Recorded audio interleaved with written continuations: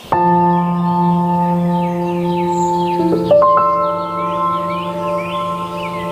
समय की बात है, एक छोटे से गांव के पास घने जंगल में एक गरीब लकड़हारा रहता था। वह ईमानदारी और समझदारी से अपना जीवन व्यतीत करता था।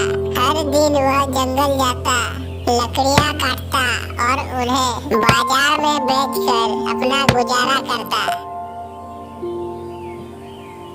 एक दिन राजा ने घोषणा की कि वह अपने राज्य में सबसे चतुर व्यक्ति की परीक्षा लेना चाहते हैं।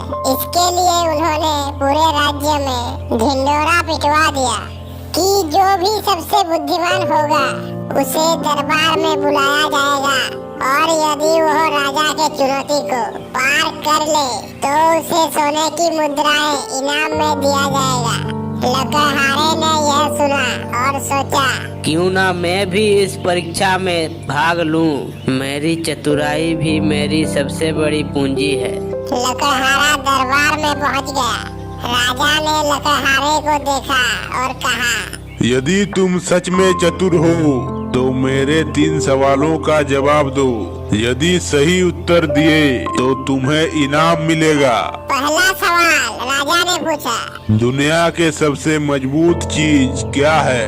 लकड़हारे ने मुस्कुराकर जवाब दिया, राजन, दुनिया के सबसे मजबूत चीज बुद्धि है, क्योंकि इससे ही राजा युद्ध जीतते हैं।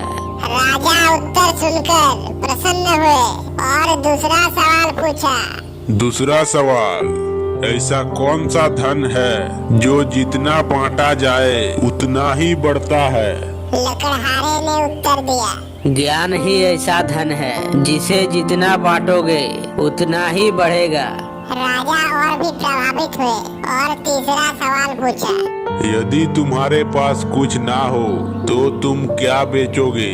लकड़हारे ने मुस्कुराते हुए जवाब दिया, राजन, यदि मेरे पास कुछ ना हो तो मैं अपनी ईमानदारी और चतुराई बेचूंगा, क्योंकि यही मेरी सबसे बड़ी संपत्ति है। राजा लकड़हारे की बुद्धिमानी और उत्तरों से बहुत प्रसन्न हुए। उन्होंने न केवल उसे सोने की मुद्राएं दी बल्कि राज्य के सलाहकार भी बना दिया।